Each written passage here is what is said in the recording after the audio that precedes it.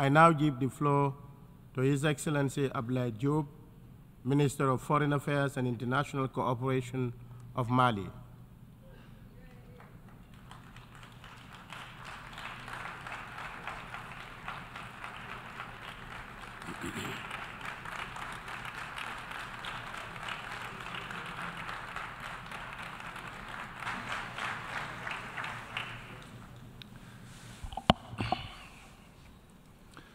Monsieur le Président de l'Assemblée générale, Excellences, Mesdames et Messieurs, Monsieur le Secrétaire général de l'Organisation des Nations Unies, c'est pour moi un grand honneur de vous adresser les salutations cordiales de Son Excellence, le colonel Assimi Goïta, président de la transition, chef de l'État du Mali, et également au nom de l'ensemble du peuple malien.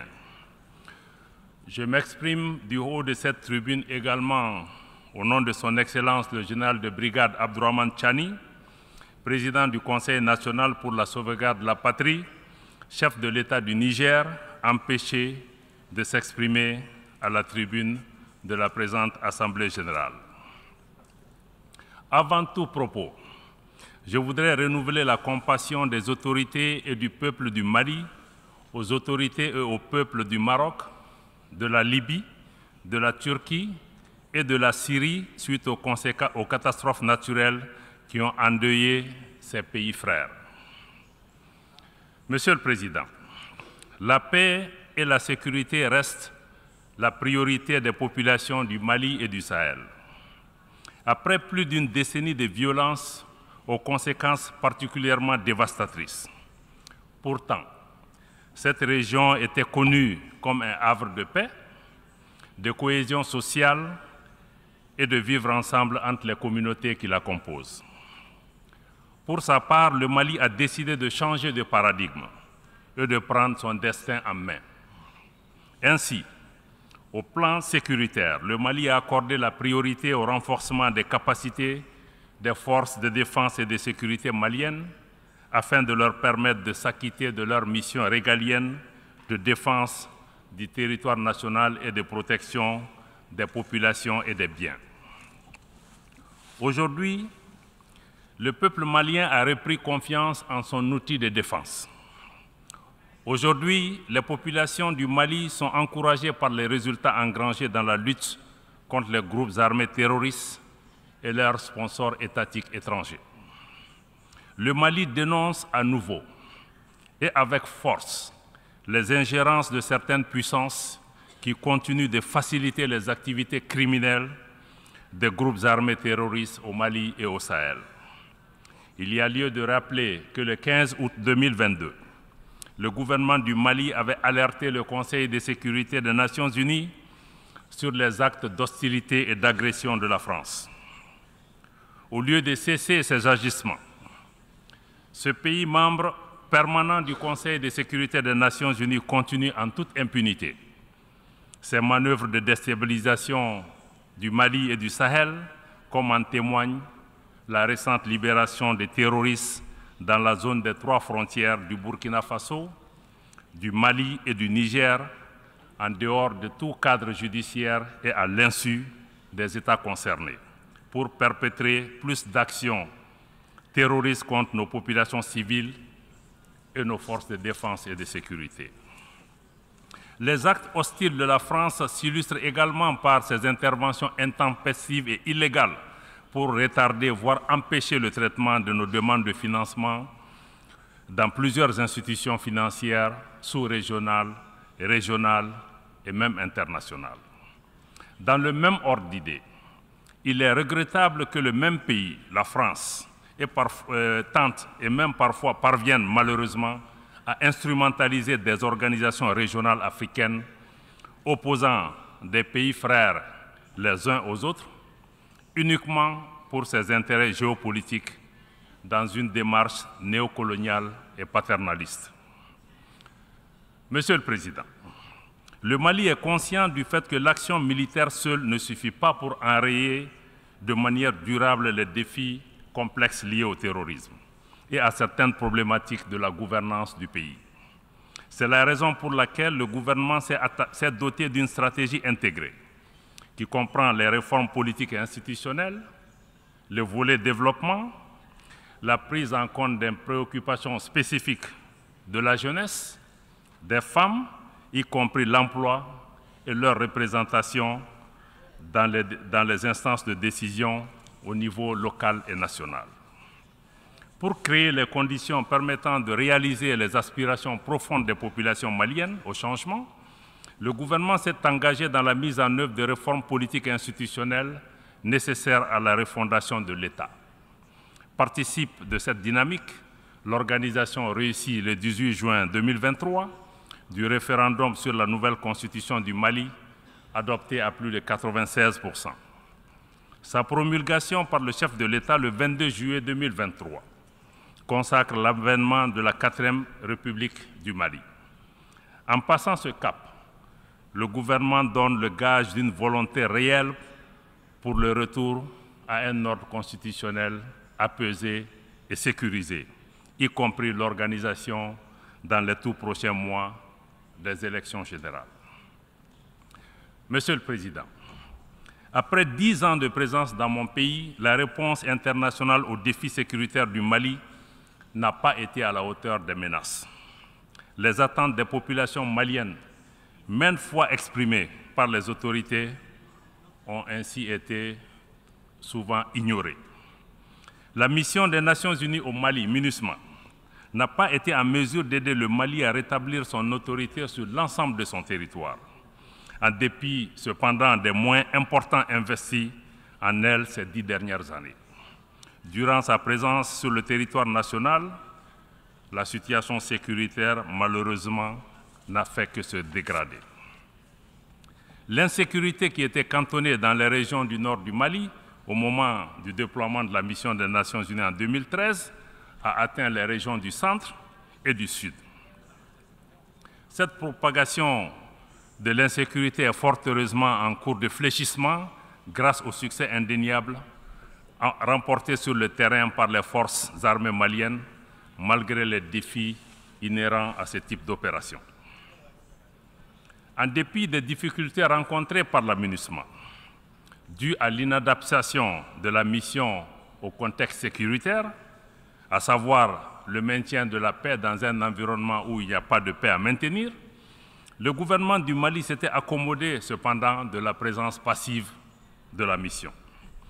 Cependant, il était devenu inacceptable pour le gouvernement du Mali de laisser la MINUSMA continuer à devenir partie du problème, en aggravant les tensions entre nos communautés à travers l'instrumentalisation de la question des droits de l'homme à des fins politiques et servant ainsi des agendas extérieurs de pays hostiles au Mali. C'est ainsi qu'après une évaluation exhaustive, le gouvernement du Mali a demandé en juin 2023 le retrait sans délai de la MINUSMA et nous sommes heureux que le Conseil de sécurité des Nations Unies ait accédé à notre requête. Le gouvernement du Mali travaille avec la MINUSMA en vue de son retrait ordonné, coordonné et sécurisé, et c'est dans le délai imparti du 31 décembre 2023. Conformément aux dispositions pertinentes de la résolution 2690 adoptée le 30 juin 2023 par le Conseil de sécurité, le gouvernement de la République du Mali n'envisage pas de proroger ce délai. Le gouvernement rassure les populations maliennes et la communauté internationale que toutes les dispositions sont prises pour assurer la continuité des services de l'État après le départ de la MINUSMA. La première phase du processus de retrait s'est achevée et la seconde phase est déjà engagée. Certes, la MINUSMA n'a pas été capable de remplir son mandat, mais le gouvernement et le peuple malien restent reconnaissants pour les efforts et les sacrifices consentis durant les 10 dernières années au Mali.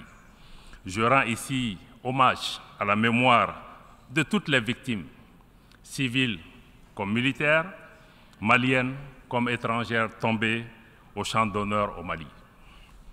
Pour autant, le retrait de la MINUSMA ne signifie pas la fin de la coopération entre le Mali et l'Organisation des Nations Unies. Bien au contraire, mon pays tient à son appartenance à l'ONU.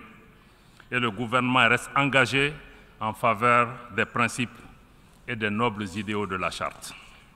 De même, le Mali renouvelle son engagement à coopérer avec l'ensemble des États du monde qui le souhaitent et qui respectent les principes fondamentaux de la politique extérieure de mon pays.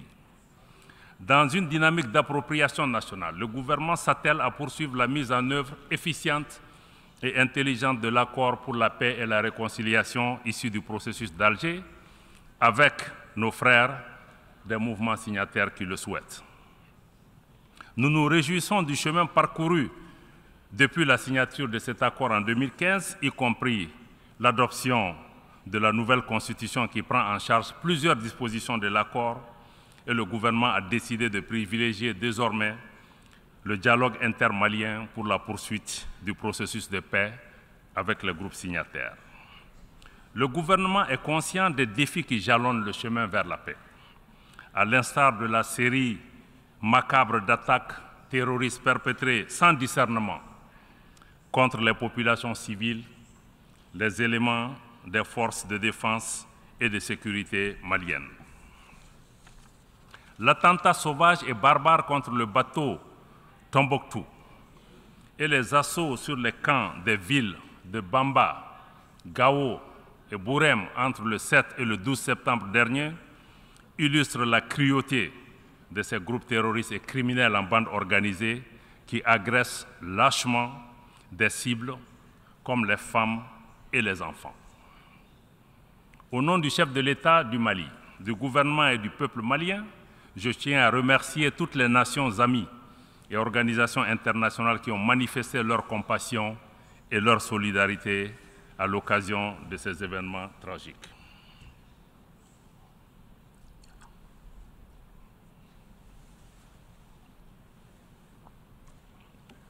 Toutefois, il est regrettable que même face à ces événements aussi tragiques, et au moment où le thème de notre session nous engage à plus de solidarité, donc il est regrettable que le Conseil de sécurité des Nations Unies ne soit pas parvenu au minimum de consensus pour à tout le moins dénoncer ces actes barbares.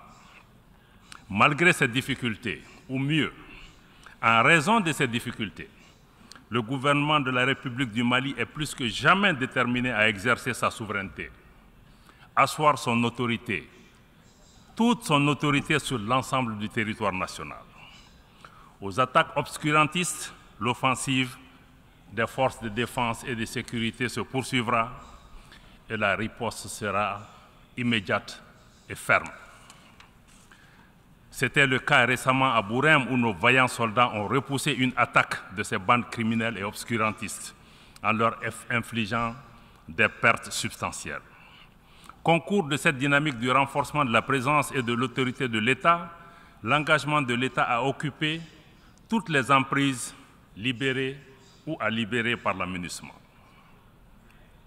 Contrairement à certaines allégations, l'occupation de ces emprises, qui est en tout point conforme au texte des Nations Unies, ne constitue en aucune façon un acte de belligérance de l'État malien vis-à-vis des mouvements signataires.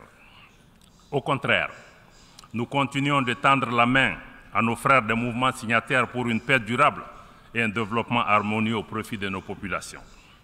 À cet effet, nous appelons les groupes armés à se démarquer et cesser les collisions constatées avec les groupes armés terroristes lors des dernières attaques, et ce, conformément à l'accord pour la paix, mais aussi aux différentes résolutions pertinentes du Conseil de sécurité des Nations Unies. Dans le contexte géopolitique actuel, le Mali ne souhaite pas devenir un théâtre de confrontation ou de compétition entre les intérêts géopolitiques de puissances étrangères. Et nous restons disposés à coopérer avec tous les partenaires respectueux de notre souveraineté, de nos choix de partenariat et également des intérêts des Maliens. Monsieur le Président, sur la situation régionale et internationale, le Mali reste attentif au développement en cours en Afrique et dans le reste du monde. Concernant la gouvernance mondiale, le gouvernement de la République du Mali réitère son attachement au respect de la Charte des Nations Unies, particulièrement le respect de l'égalité souverain des États et conséquemment, son rejet des activités de certaines puissances a perpétué une domination néocoloniale et à assujettir d'autres peuples, d'autres pays et d'autres nations. Le Mali est attentif aux évolutions institutionnelles et déplore que l'appréciation des changements de régime intervenus récemment dans certains pays africains soit fonction de la proximité des nouveaux dirigeants avec certaines puissances, ou tout simplement des intérêts géopolitiques en ignorant totalement les aspirations des populations des pays concernés. À cet égard, nous dénonçons et rejetons la politique des 2 poids, 2 mesures appliquées par certaines puissances, par certaines organisations régionales et même par certaines organisations internationales, y compris les Nations Unies. Cette incohérence et cette instrumentalisation ne font que décrédibiliser nos organisations aux yeux des populations et de l'opinion publique, érodant ainsi leur confiance en ces institutions qui sont désormais perçues comme détournées de leur vocation première. Certaines organisations sont utilisées en dehors de tout cadre légal ou communautaire comme des armes contre les pays et les populations qui y ont souscrit librement au prix parfois d'un transfert de souveraineté. Ces organisations se transforment ainsi en instruments de perpétuation et d'imposition d'un ordre colonial et hégémonique. De manière spécifique, nous suivons avec intérêt l'évolution de la situation au Niger depuis le 26 juillet 2023. Le peuple et le gouvernement du Mali réitèrent leur solidarité et leur soutien total au gouvernement et au peuple du Niger, pays frères, voisins et amis. Nous dénonçons sur le principe l'imposition de sanctions et de mesures coercitives contre un État, que ce soit en Afrique ou ailleurs. Nous dénonçons d'autant plus les sanctions lorsqu'elles sont injustes, illégales et inhumaines, comme celles que la CEDEAO et l'UEMOA ont imposées au Niger et avant le Niger, les ont imposées également à mon pays, le Mali, qui s'en est relevé. Les conséquences inhumaines de ces sanctions sont si dramatiques, je parle des sanctions au Niger, que le secrétaire général adjoint des Nations Unies aux affaires humanitaires et coordonnateur des secours d'urgence a dû écrire au président de la commission de la CEDEAO une lettre l'interpellant sur la nécessité d'un allègement de ces mesures. Je dois rappeler que même dans la guerre qui a opposé l'Irak aux États-Unis, un couloir humanitaire a été ouvert pour permettre d'approvisionner le peuple irakien. Comment se fait-il que nous qui sommes dans ces organisations fondées sur la solidarité et sur la fraternité, nous puissions punir nos propres voisins, nos propres frères, en les empêchant d'avoir la nourriture, en les empêchant d'avoir des médicaments. Par ailleurs, le Mali reste fortement opposé à toute intervention militaire de la CEDEAO aux conséquences désastreuses pour le Niger, mais aussi pour l'ensemble de la région. Toute intervention militaire au Niger, j'allais dire toute agression, toute invasion de ce pays, constitue une menace directe à la paix et à la sécurité du Mali, mais aussi à la paix et à la sécurité de la région et aura nécessairement des conséquences sérieuses. Nous ne resterons pas les bras croisés. Il est primordial d'éviter de reproduire les graves erreurs d'un passé relativement récent. Il vous souviendra qu'en 2011, en dépit de l'opposition ferme et des mises en garde des dirigeants africains, le Conseil de sécurité des Nations Unies a décidé malheureusement d'autoriser une intervention militaire de l'OTAN en Libye, dont les conséquences ont déstabilisé durablement ce pays frère et l'ensemble de la région. Cette guerre de l'OTAN en Libye est à l'origine de l'expansion du terrorisme et de l'extrémisme violent dans la région du Sahel, avec son lot de victimes innocentes et de destruction. C'est pourquoi nous ne nous lasserons jamais de rappeler cette responsabilité internationale dans la tragédie humaine que vivent la Libye et les pays du Sahel depuis cette intervention. Aussi, au nom de toutes les victimes de 2011 à aujourd'hui, des dizaines de milliers de morts, des millions de personnes déplacées et réfugiées, nous réclamons justice, nous demandons réparation. Mais surtout, nous demandons que la communauté internationale assume ses responsabilités et tire toutes les conséquences de cette intervention militaire hasardeuse des grandes puissances dans un pays tiers. Il est crucial d'éviter de reproduire au Niger les erreurs commises en Libye et qui sont justement à l'origine de la dégradation de la situation dans toute la région du Sahel, y compris au Burkina Faso, au Mali et au Niger. Ceci est essentiel pour rétablir la confiance entre les nations, comme c'est le thème de notre session. Monsieur le Président, les multiples défis à la paix et à la sécurité internationale appellent à la réforme de l'architecture dédiée des Nations Unies.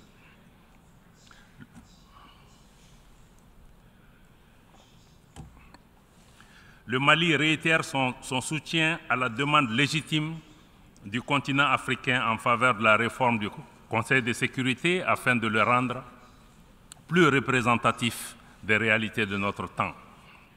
Dans la même veine, le Mali continuera de plaider pour la réforme de la gouvernance économique, financière et politique mondiale afin de créer les conditions optimales et justes de la participation de nos pays aux institutions multilatérales. Dans cette dynamique, le Mali réaffirme le rôle central que l'Afrique doit jouer au sein des institutions et des organisations internationales. À cet égard, le Mali salue l'ouverture de l'Alliance des BRICS à de nouveaux États, y compris des États africains. L'Alliance des BRICS et ses mécanismes, y compris la banque, offrent une alternative flexible et adaptée aux besoins de développement des pays du Sud global. Dans le même ordre d'idées, l'élargissement récent du G20 à l'Union africaine est un signal encourageant mais pas suffisant. Il est important que la participation de l'Afrique à d'autres forats internationaux s'intensifie au nom de la justice et de l'équité. Les changements climatiques constituent une menace réelle pour les générations présentes et futures. Nous devons avoir le courage de sortir du dogmatisme ambiant et des jeux d'intérêts étroits concernant cette problématique. À cet égard, le temps est venu de mettre effectivement en œuvre les décisions de nos sommets et de nos COP. Il est plus que nécessaire que les pays à l'origine du changement climatique assument leurs responsabilités pleines et entières, y compris celle de soutenir les efforts des pays du Sud pour un développement respectueux de l'environnement. Monsieur le Président, je voudrais rappeler que l'Organisation des Nations Unies a été créée en 1945, comme vous le savez, essentiellement pour préserver les générations futures du fléau de la guerre. Ce noble objectif prescrit par la Charte des Nations Unies est loin d'être réalisé. Mieux, les tensions géopolitiques actuelles et les conflits multiples dans le monde constituent des motifs réels d'inquiétude pour le multilatéralisme, la coexistence pacifique et le développement harmonieux.